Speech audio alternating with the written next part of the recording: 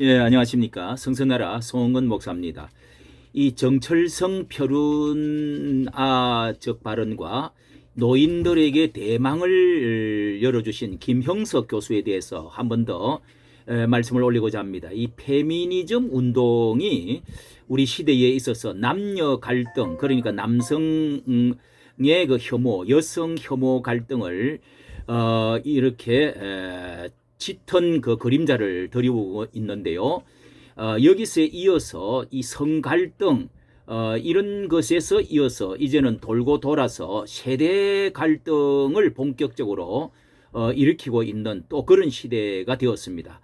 얼마 전에 경기도 여주에서 발생한 25일 날 10대 고등학생이 남학생 2명, 여학생 2명이 60대 그 여성 노인을 담배를 사오라고 그러면서 협박하고 폭행하면서 그래서 이 자리를 피하니까 10대들이 쫓아가서 발로 차면서 이렇게 괴롭힌 그런 사건을 우리가 지켜보게 되었습니다. 그 학생들은 그렇게 발로 차고 웃음을 터뜨리면서 재미있어 했는데요. 이 4월 달에 지난 매월 달에도 4월 달에도 20대 청년이 이 같은 아파트 단지에 거주하고 있는 70대 남성 그 노인을 무차별 폭행한 그런 사건도 우리에게 보여주었습니다. 우리나라가 이 3, 4년 후면은요, 65세 노인 인구가 20%를 이제 넘게 된다는 것입니다. 초고령 사회를 바로 이제 목전에 두고 있는데요. 이 아시는 대로 우리나라는 세계에서 가장 빨리 늙어가는 그런 나라입니다. 이 좋든 싫든 원하든 원치 않든 이런 고령화를 우리는 받아들일 수밖에 없는 이런 그 고속으로 달리는 이때에 어떻게 우리가 노인으로 스스로 어떻게 인식하고 더불어 같이 세대 간의 갈등을 융합하면서 잘 행복하게 살아가야 될 것이냐. 지금은 오래 사는 것이 이 저주처럼 정말 마지못해 살아가야 되는 죽지 못해 살아가는 이런 참 노인들이 아직 참 많게 되어졌다는 것은 우리에게 당면한 이 불행이죠. 현재 노인 요양원이 좀 그런 형태를 띠고 있는데요. 잘 준비되진 못한 노후, 단지 수명만 연장하기 위한 그 노인 감옥과 같이 참 이렇게 우리 옆에도 그런 데 가는 것을 참 무서워하고 슬퍼하는 사람들이 참 많이 있다는 것을 보면 정말 좀 기가 막힙니다. 오래 산다는 것이 끔찍한 부담이라는 그 인식에서 우리는 이제 이 벗어나서 어떻게 이 행복 지수를 높이면서 살아가야 될 것이냐. 이 젊음이라는 것이 화살처럼 쏜살처럼 빨리 지내가서 이제 늙어지는데요. 이 경험과 지혜를 축적된 그 문화적 자산 그리고 경험된 지혜 이런 것들을 우리 사회가 어떻게 잘 수용하고 존경하고 또 신구 세대 간의 조화를 잘 이루고 살 수 있을 것이냐. 이것은 당면한 중요한 우리 사회의 행복의 문제라고 하겠습니다. 이렇게 100세가 넘어서도 방송을 하고 집필을 한다는 이런 사람들은 몇 사람 되지를 않지만은 우리에게 이번에 이 기대 수명과 건강 수명을 훌쩍 넘어가지고 엄청난 축복으로 여겨지도록 만들어준 101세 된 철학자 김형석 교수, 연세대 철학과 교수에 대한 명예교수죠.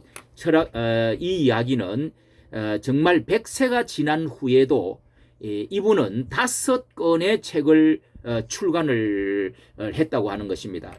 노인들에게 새로운 미래의 약속을 해주시는 안목과 지평을 넓혀주고 소망을 일으켜준 분으로서 아주 우리에게 큰 이제 교훈을 가르쳐주는 사회와 우리 이제 노후화되어가는 분들에게 큰 울림을 주었던 분이라고 하겠습니다.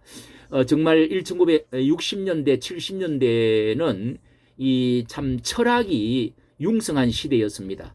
뭐 그때는 웬만하면은 문화인, 교양인 이런 것들을 말하면서 뭐 돈을 많이 버는 것도 보다도 어떤 면에서는 참 인격, 교양 과목 이 국어와 또 이 시와 같은 이런 이제 그런 이제 휴머니즘 이런 것들을 상당히 귀중하게 여긴 그런 시대를 가지고 있었습니다. 그 시절에 이 철학자로서 김 교수는 다 한 번, 두 번은 들어보신 것이 당시 출간되어진 책, 철학 에세이, 이 고독이라는 병이라는 그런 책으로 아주 유명한 그 철학의 사색을 이끌어 주신 그런 분인데요. 그분이 이제 100세 기념으로서 이 한참 이 선전이 나왔던 2019년도에 이 책 출간을 했는데요. 100년을 살아보니 하는 책이 참 정말 눈에 띄는 책이었습니다. 이 책 제목만 해도 얼마나 우리에게 새로운 신선한 100세에도 책을 출간할 수 있다. 이런 놀라운 우리에게 희망을 불어넣어 주신 분이지요. 여기 책에서 성숙한 시기는 그분이 여러 번 강연하는 것을 들었는데요. 거기 책에도 그렇고 그는 60세에서 75세까지가 가장 성숙한 돌이켜보니까 성숙한 시기였다. 100세쯤의 삶을 뒤돌아보니까 60대가 가장 좋았다. 이렇게 말씀을 합니다. 사실 이 대목은 이 김 교수는 75세까지도 이 정신적인 성장은 노력하는 여하에 따라서 계속되어진다. 이렇게 주장을 합니다. 그것은 그분이 노인 찬양을 이야기를 실제 경험에서 그분이 체험에서 나온 것이기 때문에 정말 울림이 크지요. 그런데요, 한 가지 이 김 교수를 향해서 정말 또 한 사람이 아주 우리에게 정말 혐오를 가져주는 아주 불륜화 같은 사람이 하나 나타났는데 이 정철성 변호사라고 하는 사람은요, 이 모욕적인 이 김영석 교수에게 모욕적인 은사로 여러 차례 이 무례한 욕설을 퍼부었습니다. 전형적인 이 사람은 이 진보 좌파에 속한 이 정치 성향을 가진 사람인데 고 박원순 서울시장의 법률 대리인을 맡은 변호사였고요. 그래서 이 반보수적이고 이 또 보수 언론, 보수 정치에 대한 정오감을 아주 똘똘 뭉친 사람으로 알려졌습니다. 이제 막 50대 이제 51~2 살 되어진 이 진입한 사람이 이렇게 부산 그때 시장 보궐선거에서도 열린민주당 아주 진보 좌파에 속한 김진애 후보의 후원회장도 맡았다고 합니다. 이런 사람이 지난 1일 날 페이스북에서 그는 이런 말을 했어요. 이래서 이렇게 오래 사는 것이 위험하다는 옛말이 생겨났을 게다. 어째서 지난 100년 동안 멀쩡한 정신으로 안 하던 짓을 탁해진 후에 시작을 하는 것인지 노화 현상이라면 딱한 일이다. 이렇게 말하면서 이 자신은 이 적정 수명이 로마 귀족 남성들을 말하면서 더 이상 로마의 귀족들은 남성들은 사회에 보탬이 안 된다고 생각하면은 그때부터 곡기를 끊고 생을 마쳤다. 이렇게 말을 하면서 쉽게 말하면 이 말은 오래 산다는 것은 민폐라는 것입니다.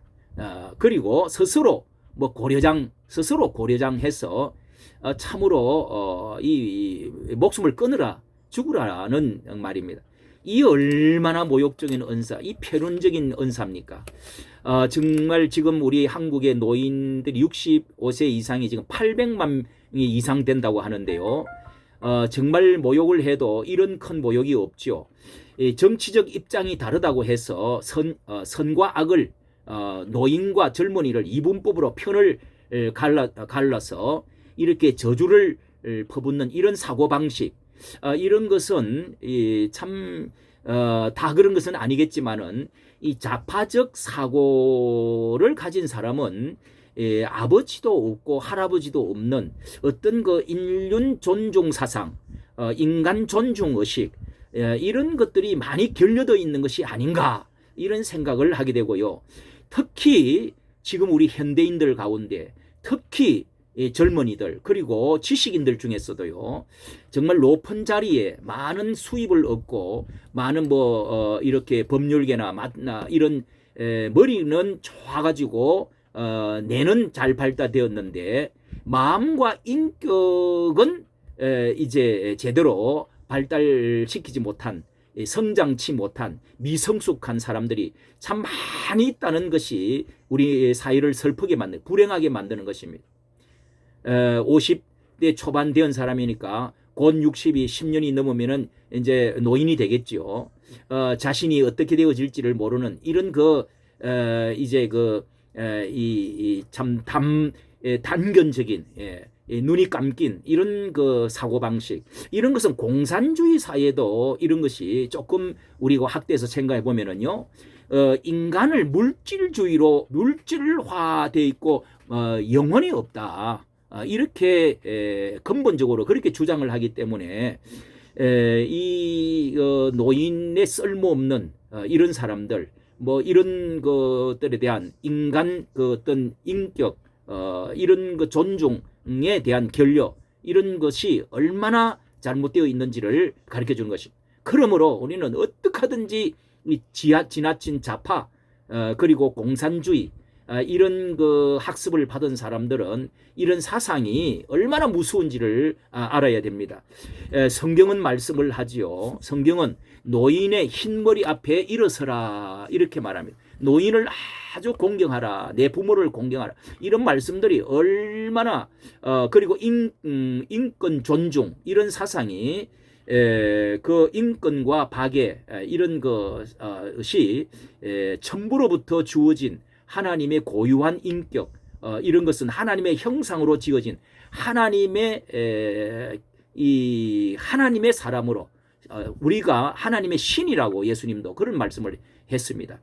정말 기독교가 가는 곳에는 이렇게 인권이 어린 아이와 연약한 여자들과 그리고 병자들과 노인들과 그리고 이 약자들 이런 모든 사람들의 인권을 존중하는 사회가 되어진다는 사실을 기독교 입국이 되어지고 성경 위에 나라가 바로 세워진다면 그런 모든 나라가 다 그렇습니다.